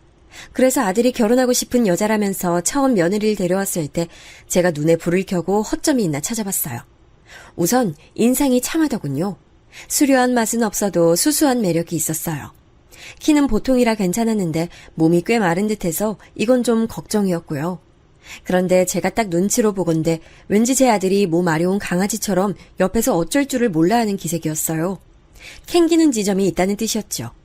이윽고 며느리가 자기 가족 얘기를 꺼냈을 때 저는 아들이 왜 그런 기색을 내보였는지 바로 알 것 같아졌습니다. 며느리의 가족은 이상적인 그림에서 벗어나 있었기 때문이에요. 저희 부모님은 제가 중학교 1학년 때 이혼을 하셨어요. 그 이전에도 별거는 좀 하셨었고요. 네? 이혼? 아니 잠깐, 아가씨는 저희 아들처럼 외동이라고 하지 않았어요? 그럼 그 나이에 부모 이혼을 겪으면서 아픔을 함께 나눌 형제자매도 없었겠네요? 학교에서 친구는 좀 있었어요? 솔직히 말씀드리자면 별로 없었어요. 2년 사이에 전학을 3번이나 갔었거든요. 부모님하고 이사 다니느라 그렇게 됐어요. 그 바람에 친구를 사귀기가 쉽지 않았습니다. 부모님의 사이가 좋지 않으셔서 자주 싸울수록 저는 눈치 보느라 점점 조용하고 소극적인 성격이 됐어요. 그래서 새로운 친구들에게 먼저 다가가기도 어려웠고요. 저런, 그런 사연이 있었군요. 그럼 부모님이 이혼을 아예 하신 다음에는 누구하고 살았어요? 모친? 아니면 혹시 부친? 두 분 다 아니에요. 저는 큰 고모 댁에 가서 지냈고요. 고등학교 졸업한 이후엔 이모부의 도움을 받으며 지냈어요. 부모님은 각자 재혼을 하셔서 두 분 다 절 맡으시길 어려워하셨어요. 세상에. 아유, 무슨 이런 경우가 다 있어요? 외롭고 힘들었겠네. 진짜로 의지가 되는 곳이 없었을 테죠? 나도 똑같은 상황을 겪어보진 않았지만 그게 뭔진 알아요. 의지할 곳 없고 진짜 내 편이 없는 것 같아서 방황하는 그 심정. 맞아요. 제가 딱 그랬어요. 그래서 저는 제가 늘 뿌리 없는 나무처럼 느껴졌어요. 그러다가 오빠와 연애를 하게 되면서 마음의 안정을 찾게 됐고 결혼까지 꿈꾸는 단계로 왔네요. 너무 부족한 면이 많은 저라는 걸 알고 있어서 부끄럽고 죄송합니다. 고개를 푹 숙이는 그때 며느리의 정수리만큼 그 순간 세상에서 측은해 보이는 건 없었어요. 솔직히 말해서 전 며느리가 마음에 들지 않았어요. 안타깝고 안쓰럽고 그건 분명히 저도 공감했어요. 그러나 왜 하필 이런 사람이 내 아들의 배우자가 되어야 하는가, 이런 것에 대한 불만이었죠. 멀쩡한 사람이어도 탐탁지 않을 판국이었는데 가정 배경에 결함이 있는 사람이라니. 게다가 금전 상황도 역시나 여유롭지 못했고요. 하지만 아들이 저를 너무 애처로운 눈으로 바라보고 있었기에 그걸 실망시킬 수가 없었어요. 또한 며느리가 자기를 뿌리 없는 나무라고 칭한 것이 제 심금을 울려서 여운을 만들어냈습니다.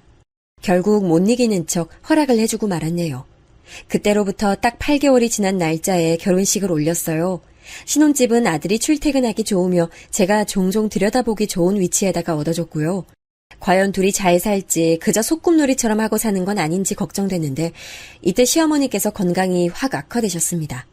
이제 가실 때가 되어서 그러신 거였고 별수 없이 제가 또 곁을 종종 지켜드렸죠.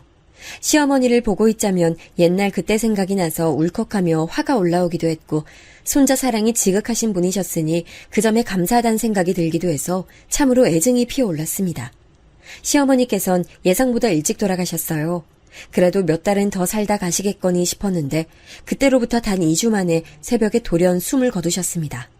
만감이 교차하더라고요. 이때 아들이 저에게 뜻밖의 위로를 건네었어요. 엄마, 옛날에 할머니 눈치 보면서 사시느라 힘들었지? 나 엄마가 왜 그렇게 어렸을 때 내 칭찬 많이 해주셨는지 다 알고 있어. 내가 잘한 게 없어도 자꾸 할머니만 보고 오면 나를 칭찬해 주시니까 이유가 궁금했는데 크면서 자연스럽게 알게 되더라. 엄마, 고생 많았어요. 우리 아들 그런 말들 알 줄 알아? 그때나 지금이나 어쩜 이렇게 존재만으로도 칭찬받아 마땅할까? 그런데 아들, 왜 이렇게 살이 빠졌어? 혹시 잘 못 챙겨 먹어 그래? 아, 내가 워낙 요리에 재능이 없잖아. 엄마가 하도 요리를 잘하니까 내가 할 일도 없었고. 그런데 세연이도 요리를 별로 못하더라고. 그렇다고 몸에 안 좋은 음식을 자꾸 시켜 먹긴 싫어서 이것저것 간단히만 만들어 먹다 보니까 자연스럽게 살이 좀 빠지나 봐. 겉으론 동조를 해줬지만 제 머릿속에 얼마나 그때 복잡하게 돌아가고 있었는지 모릅니다. 제 아들의 살이 이렇게 쭉 내린 걸 보니까 속에서 열불이 서서히 끓어올랐어요. 마침 계약직으로 근무하고 있던 며느리가 계약이 종료돼서 당분간은 집에서 쉬게 됐다는 것을 알게 됐고 저는 이때다 싶어서 행동 개시에 들어갔습니다. 각종 조미료와 식재료를 챙겨서 아들 며느리 집으로 쳐들어간 것이었죠. 처음에 벨을 눌렀는데 아무 반응이 안쪽에서 없길래 그냥 도어락 비밀번호를 제가 치고 들어갔어요. 그랬다가 현관 쪽에서 걸어 나오고 있던 며느리와 딱 마주쳤습니다. 씻고 막 나온 모양인지 며느리는 젖은 머리카락에 수건을 두르고 있었어요. 아, 네가 씻느라고 배 울리는 소리도 못 들었구나. 난 또 집에 있으면서도 일부러 없는 척하는 건가 했네. 네? 제가 그럴 리가 없잖아요. 하필 욕실에 있어서 빨리 못 나와본 것뿐이에요. 너도 참 왜 그렇게 놀라고 그래? 그냥 농담한 거 가지고. 내가 문 열고 들어왔으니까 됐어. 이것 좀 부엌에 같이 옮기자. 두고두고 유용하게 쓸만한 것들로 엄선해서 가져왔으니까 오늘 싹 소분해 놓으면 앞으로 때마다 잘 쓰기만 하면 돼. 대파, 양파, 마늘, 고춧가루. 아, 정말 요리에 꼭 들어가는 것들만 가져오셨네요. 저기 그런데요, 어머님. 저희 집 현관 비밀번호는 어떻게 알고 들어오셨어요? 어떻게 알았겠니? 네가 안 알려줬으면 다른 방법이 하나밖에 더 있겠어? 우리 아들이지. 네가 이제 당분간 집에 있을 테니까 같이 시간 보내면서 요리 연습도 하고 사이좋게 지내라면서 우리 아들이 엄청 기쁘게 말하더라. 제가 일부러 활력을 담아 말을 해줬건만 며느리는 조용하게 배시시 웃을 따름이었어요. 원래 성향이 차분하겠거니 싶어서 그런 건 그냥 뒀네요. 같이 식재료를 잘게 썰어서 소분한 뒤 냉동실에 보관하는 작업을 하는 와중에도 저만 이러쿵저러쿵 떠들었을 뿐 며느리는 조용했어요. 경청은 하는 것인지 제가 지시를 하면 곧잘 따르더라고요. 그리고 제가 요리도 한번 시켜봤죠. 지금 아무거나 해보라고요? 제가 오빠한테 식사를 해줄 수 있는 요리로 아무거나요? 그래. 그게 뭐 어렵다고 자꾸 반문을 하니? 아무거나 뚝딱 하나 만들 수 있는 걸로 해봐. 내가 그러면 딱 보고 먹어보고 어떤 수준인지 판명해줄 테니까. 며느리는 난감해했지만 이내 휴대폰을 보면서 무언가를 만들기 시작했어요. 저는 그동안 부엌 선반 정리를 했고요. 신혼집인데도 그 사이에 뭔가 식기들의 정리가 고르지 못하게 된 것에 제가 탄식을 하며 싹 새로 정리를 했는데 그게 민망했는지 며느리가 어색하게 웃더라고요. 이윽고 며느리가 만들어낸 요리를 봤는데 웬 참치 통조림으로 고추장과 쌈장 등이 혼합된 특이한 양념장을 만들었더라고요. 얘 세연아, 너 이게 뭐니? 요리를 아무거나 하나 만들어 보라니까는 웬 양념장이야? 아, 이게 요새 엄청 유행하고 있는 양념장인데요. 그 어떤 쌈에 싸 먹어도 맛있어서 밥도둑이에요. 물론 그냥 밥하고만 비벼 먹어도 맛있고요.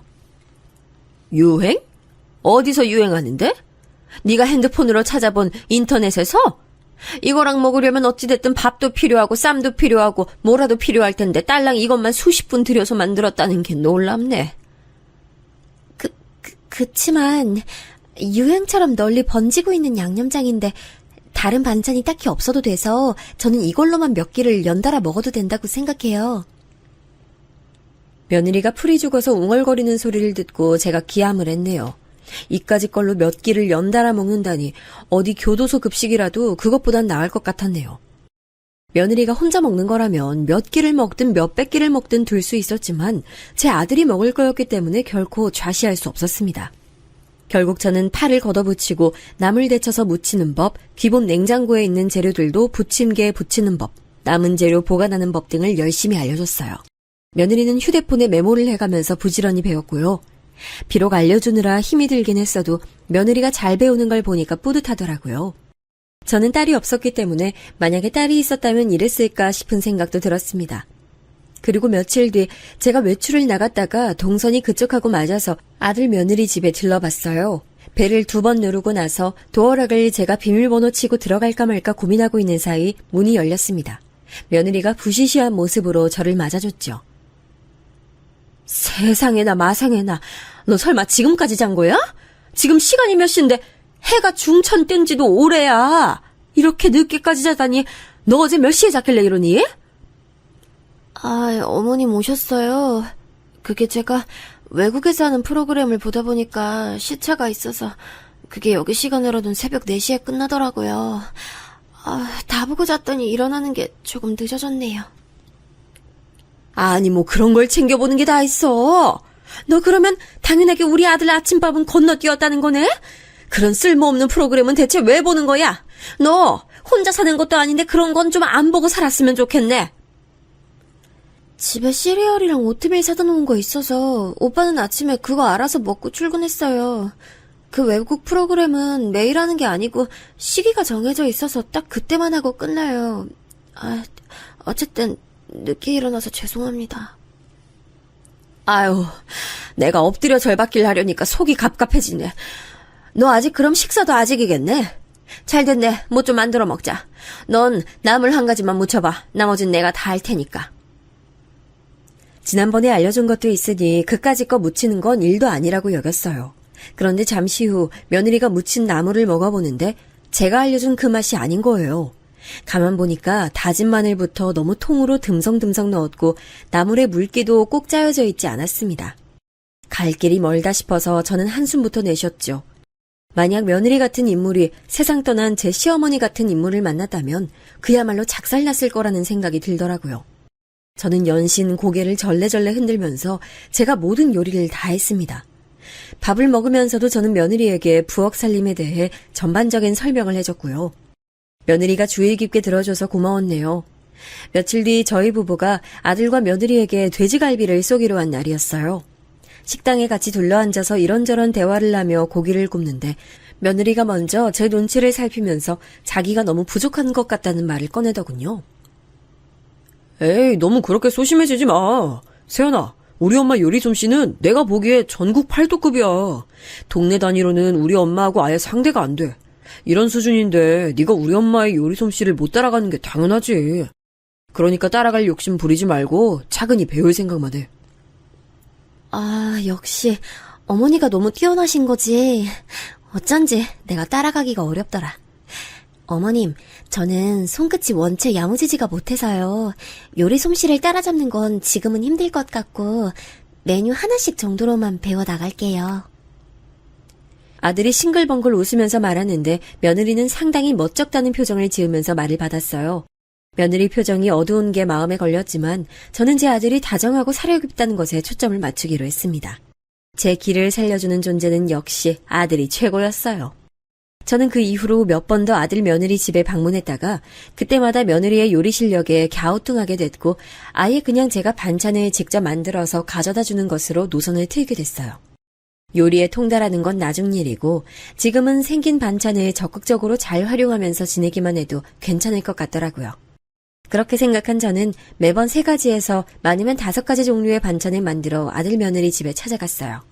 가짓수는 여러 개로 유지하되 양은 적게 만들어서 최대한 신선한 상태일 때 다 먹을 수 있도록 했죠.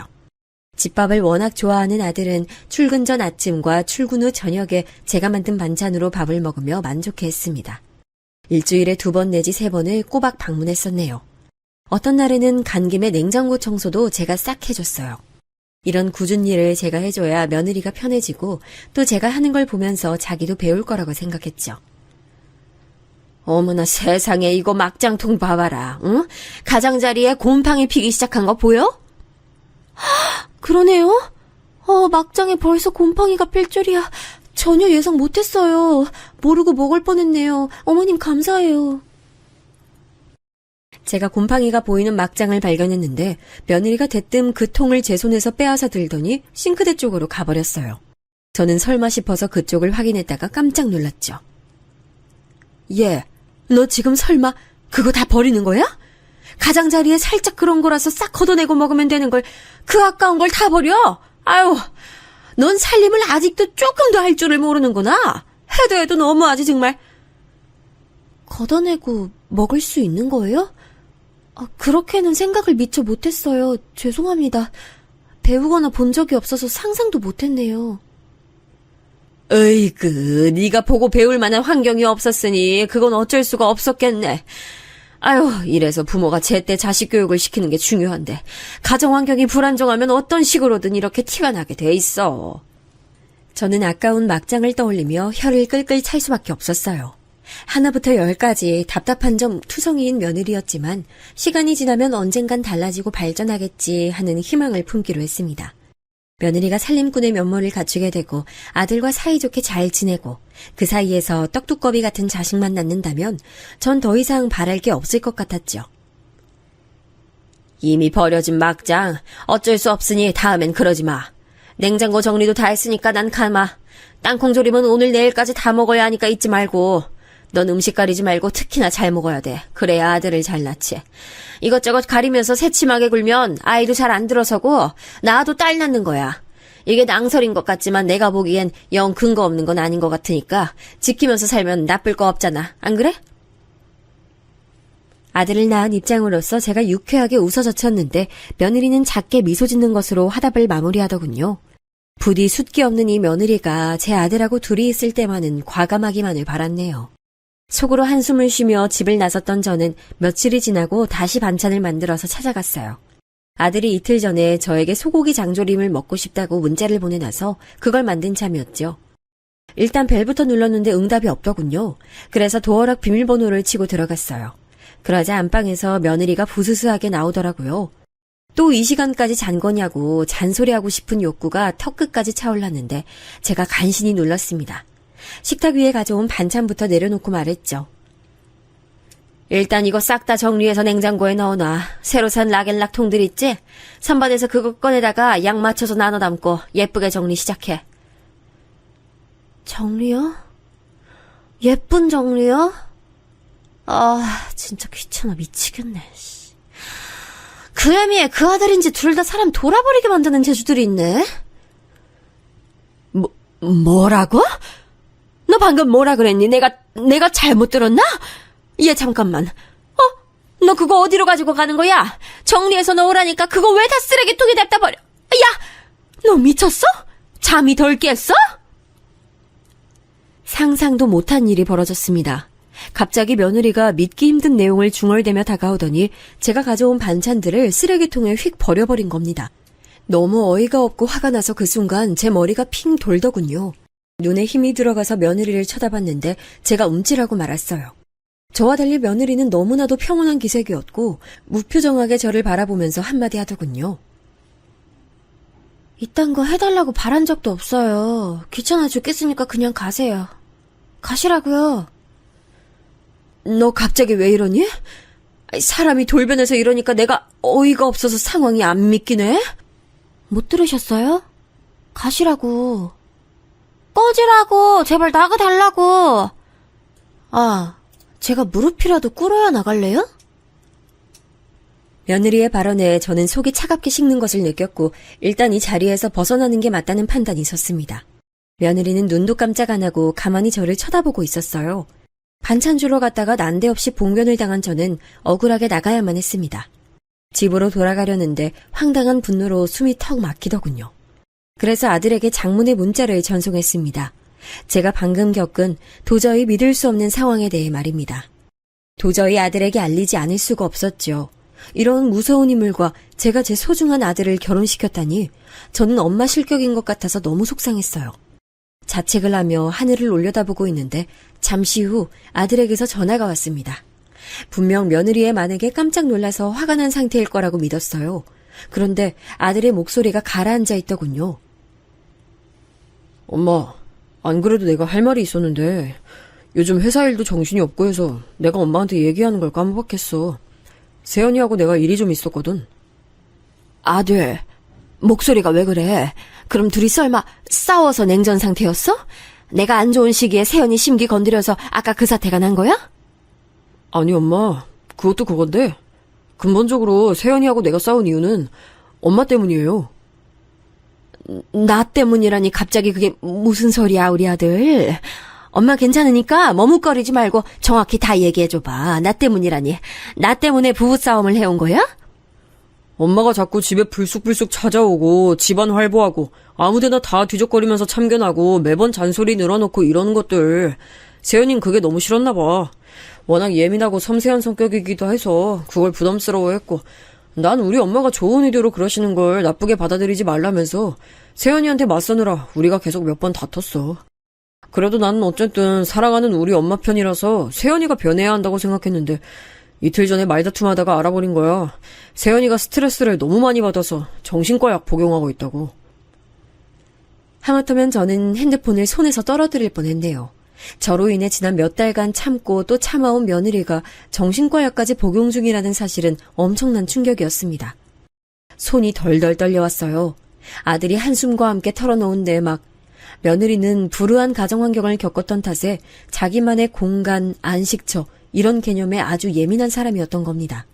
그렇기에 제가 며느리만이 온전히 누릴 수 있는 시각에 멋대로 없이 예고도 없이 늘 쳐들어갔던 게 화근이 됐나 봐요. 이혼한 부모 양쪽에게서 버림을 받았던 며느리는 늘 인내하면서 어른의 눈치를 보고 참는 것이 능사라고 익혀왔기에 저와의 관계도 좋게 출발하고 싶어 참아왔던 모양입니다. 이젠 너무 지치고 힘들어서 세연이 다 포기하고 싶은 생각까지도 든다고 하더라. 근데 난 또 세연이가 너무 비약적인 말을 하는 것 같아서 공감이 안 가는 거야.